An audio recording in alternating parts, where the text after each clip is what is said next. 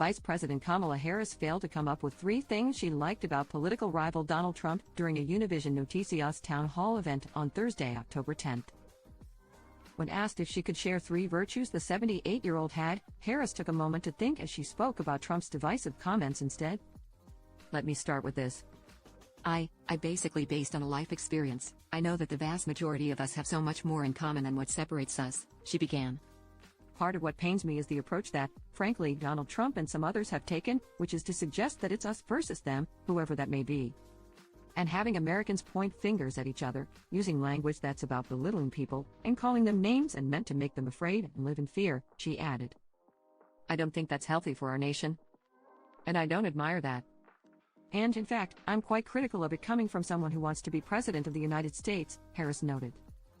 Struggling to answer the original question, the 59-year-old said, I think Donald Trump loves his family. And I think that's very important. I think family is one of the most important things that we can prioritize." Harris then clarified that she doesn't really know Trump, as she only met him face-to-face for the first time on the debate stage on September 10. "I'd never met him before, so I don't really have much more to offer you," she concluded. This comes days after Harris reacted to the reports that Trump allegedly sent COVID-19 tests to Vladimir Putin.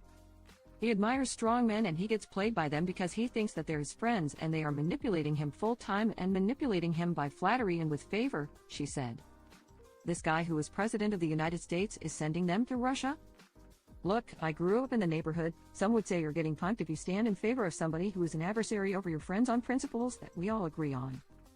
Although Trump's camp denied the claims, a spokesperson for the Kremlin later confirmed he sent several samples of test kits in the early days of the pandemic.